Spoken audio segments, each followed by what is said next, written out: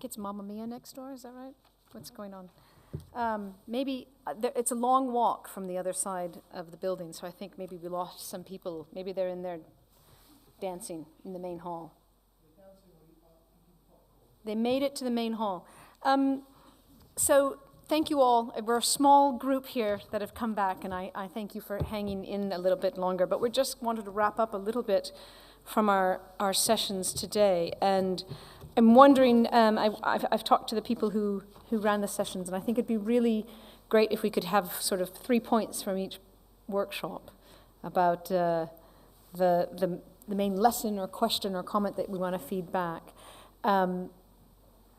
And it's definitely getting fed back to the council and to Leader Bell. So if there's, Gail, do you want to start? As Gail Baldley-Scott, who's with strategic planning and working on the cycling strategy. Do you want to, and I realized you might have to, thank you, Pete.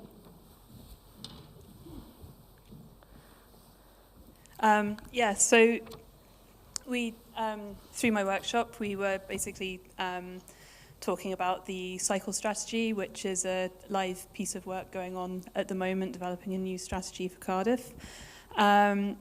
I think the general consensus in the workshop was definitely that cycling is something that has a lot of positive things to offer to a city like Cardiff. We had a lot of discussion about who we need to reach, who we need to influence, who we need to start cycling, and I think sort of probably one of the key groups for that is people making short journeys in the city, which are quite a large target group, and some of the means by which we can access our sort of target group and the sort of barriers and things that need to be done to address those barriers. There needs to be a safe environment, or an environment that people perceive to be safe. I think that's quite an important barrier up front that shouldn't be ignored. But there's also sort of, I guess, sort of simpler, more lower cost things. There was a lot of discussion in terms of integration with other transport modes at quite a basic level, just in terms of providing the right kind of cycle parking in the right location and trip end facilities at various destinations. And I think, recognition that things like that are quite a low cost intervention, but it can make the difference between deciding whether or not to do it. And then one of the other things sort of picking up about was in terms of, sort of developing a cycle culture and giving people the confidence to actually do it, and the role of sort of things like bike buddying and interventions like the car-free day, and whether we should be doing more things like that, again, to give people the confidence to actually, make a start and try it out to begin with. Thank you, Gail. Thank you.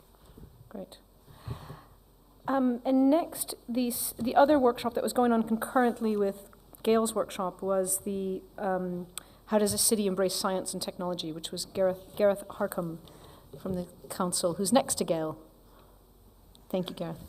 Thanks. Thank you. Yeah, my workshop was about how we embrace science and technology as a city, and we started off using some of the admittedly very small examples, but examples nonetheless that we've been doing in my team in the energy sector, which have been externally funded innovation projects. So just to set the scene on some of those really quite unusual things that we've been doing, because local authorities are traditionally risk-averse, don't have much money. So this has allowed us to kind of dabble in new products, new technologies.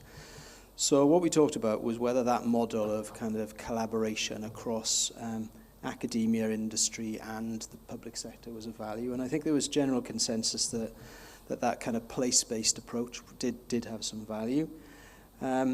In kind of sharing the problems, so that we're clear about what it is that we need to solve. Developing something along the lines of a strategic vision for that, but also sharing right at the beginning the best practice on those topic areas. We thought it would be a good means of forging stronger relationships between city administrations, academia and industry, but quite strongly felt that it was also a place to bring together the unusual suspects so that you get a better and more holistic approach to problem solving, looking at a problem from all different directions. Some of the obstacles to be overcome in achieving that we talked about were kind of finding and maintaining better communication channels between the potential players. So how do we know we're all out there and that we might want to collaborate and what the ideas are and what the problems are? So how do we do that? And how do we keep that conversation live? There was also a discussion, probably commercially, about how you might protect intellectual property and commercial position if you're sharing potential solutions. And I think there are ways to overcome that, but they need to be kind of promoted and explained. And the big one really is funding streams. As I said, high risk stuff like this isn't the stuff of local government as the norm, but with the correct funding streams and the correct motivations, maybe it could be. Thank you. Thank you. I'm going to jump to workshop 4 now, which was with Graham Marshall on health, well-being and the design of cities. Graham, your thoughts? Thanks, Alison. I'll try and get it down to 3. Yeah, we talked about health, well-being and city design.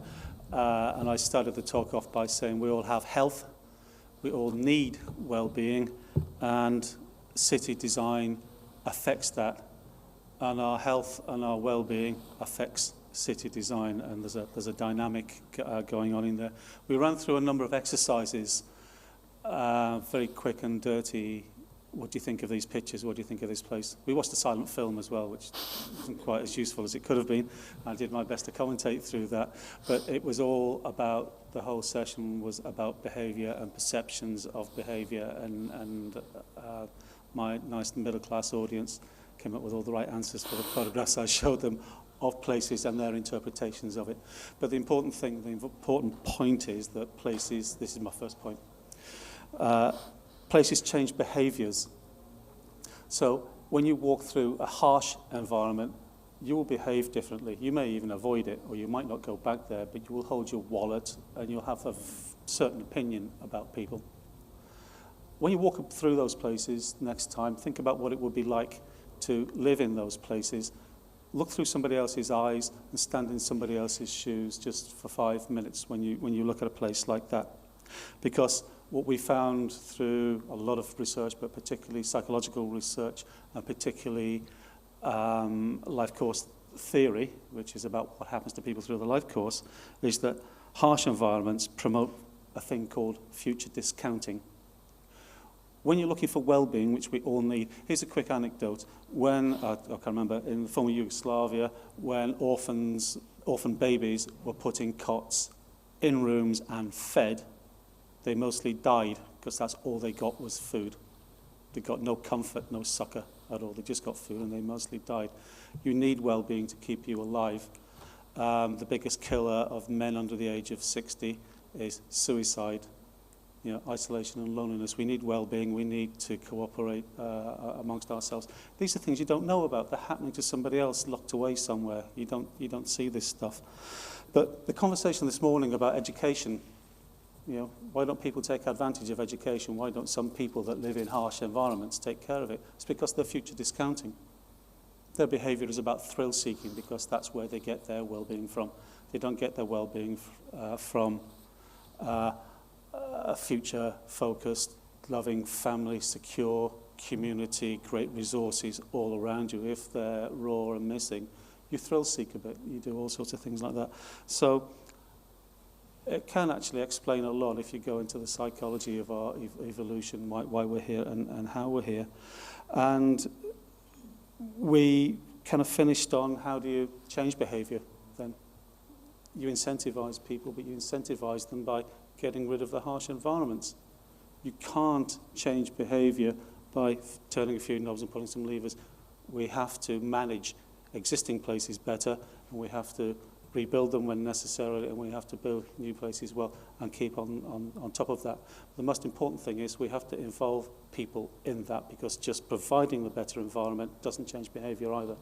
So you need the good environment that's well-resourced for people to thrive in, but they have to be part of that to go through a process of changing. Thank you. Thanks, Graham. I told you I wasn't counting. Carla and Miles are not here from the Volvo Ocean Race, but I've got some points from them about the economic benefits of the destination. And I think I know nothing at all about boats, very little about oceans, really.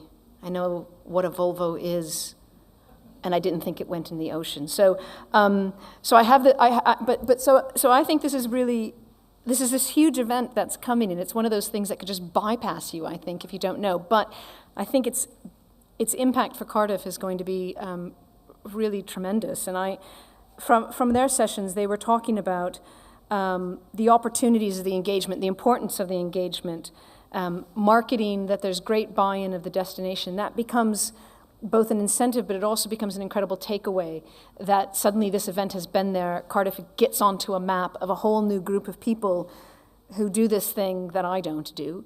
And suddenly you've got Cardiff on another map, and it becomes a really important way of reaching out to a whole other group of people. There's also, therefore, a legacy, because suddenly some kid, it's what they did with British cycling in the Olympics, right? Suddenly some kid might, Mom, I want to try that, I want to do that. It becomes a possibility. It becomes something that happens here.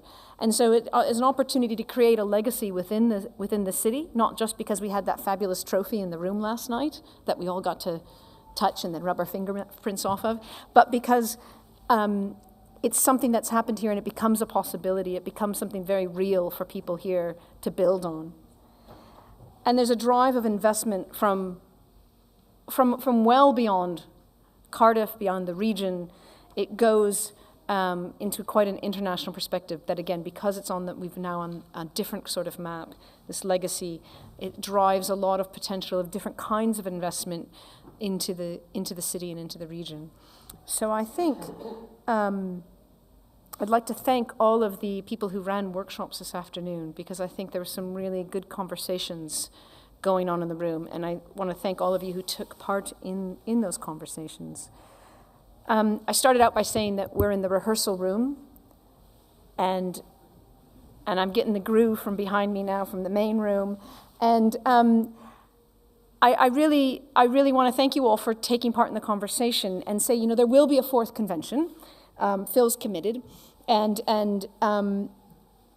next year I think it's going to be my hope that the convention will be able to speak about ways in which these aspects we've looked at today have landed in very real, tangible ways in Cardiff. And we can start to talk about new markers, that because some of these things have been done, now we've changed the dials and we've got a whole different set of ambitions, and we can see, oh, well, that didn't work so well. We know we've got something different, and we can start to see some of that change. There's going to be a report of the day written by Professor Terry Stevens, who's in the back of the room and who chaired last year's event. So he gets to reflect on this year's event, and he's writing that report, which will go to Leader Bale and to the council, to the policy group in the council as well. And we invite all of you and your colleagues who may have had to leave already to feed into that report. So if you have some reflections on the day or comments or thoughts on the day, we invite you to report back. And I'm told that you should write them directly to Councillor Bale, to Leader Bale, and that he can, with his team, parse those, work through those, and get them in through his department. I think there is a spirit of dialogue and listening, and I think there's every intention of acting on what we're saying we want to have happen. So I think at this point it's just mine to finish up. I think the themes from today are very broad on the one hand, and on the other hand quite unifying in this. It seems there keeps to being a return to this idea of sharing knowledge, of thinking of alternative processes that bring new people in. There's something in complete mix of metaphors, but I can't think of it. It feels like we need to both pick the low-hanging fruit right now. There's certain things that are relatively easily done if we can just see that the fruit is ripe. But then there's something else we have to do, which is to recognize that there's a lot of outliers that maybe we're slightly ignoring at our peril. And so I think somehow we've got to be able to work on both of those avenues to push a lot of these agendas forward. Funding's needed, we know that. Political will is needed, we know that. Process change is needed, and that leads to culture change. But I'm really encouraged by the conversations we had today and the very goodwill of the lessons that we've learned from other places that feel, to me, very attainable here in Cardiff. So at this point, I'd like to turn over to Ken Poole, our fearless leader. Thank you, Alison. On behalf of the City of Cardiff Council, I think it's my job just to say a number of very important thank yous. Personally, I think it's been a great day, lots of stimulating discussions all through the day, and from our perspective in terms of achieving our objectives of attaining Europe's most livable city, we're working towards this, we're building up a lot of good information. Today was a major contribution to that process, so I thank you all. Particular thanks to the speakers and those who held the workshops this afternoon for their contributions, significant contributions for those who travelled a long distance to be with us today. Please come back, very, very welcome, and the contribution you're making to Cardiff will be acknowledged. Can I particularly thank the audience? I know the pioneers are left, and thank you all for making this a special occasion for us and turning up in large numbers. We do really appreciate the contribution that you've made. We're learning all the time. Third convention, the fourth will be different again. We are learning, and it's getting bigger and better each year. So next year, wow, it'll be something really, really, really special. A really big thank you to my colleagues within the Cardiff Council team for all the work that they've done over the last year. Particular thanks to Vicky Beasley, one of the coordinators, who put in a tremendous amount of work, and the team that supported Vicky, Juliet's here, Jamie particularly, and the rest of the team who put in a lot of hard work to get us here and to make this into an enjoyable event. Thank you, team. Been very much appreciated. But finally, many thanks to the chair, to Alison. The contribution today has been considerable. The skill in managing the proceedings, keeping us on time, neatly, just about. Keeping the pace of activity going as well is a skill in itself. But also the work that she put in prior to this event in helping us to frame the themes, helping us to bring the best and the brightest speakers, I think has been considerable. So Alison, delighted you're with us today, and thank you again for your value-added contribution.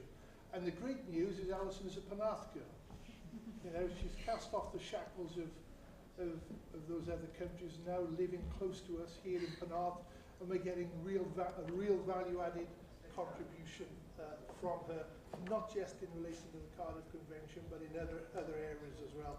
So many thanks, Alison. So that really concludes the proceedings. Once again, thank you for attending, and I look forward to seeing you all at the 4th Cardiff Convention. Where it is, the scale of it, we wait to see, but once again, thank you very much, and I look forward to seeing you next year. Thank you.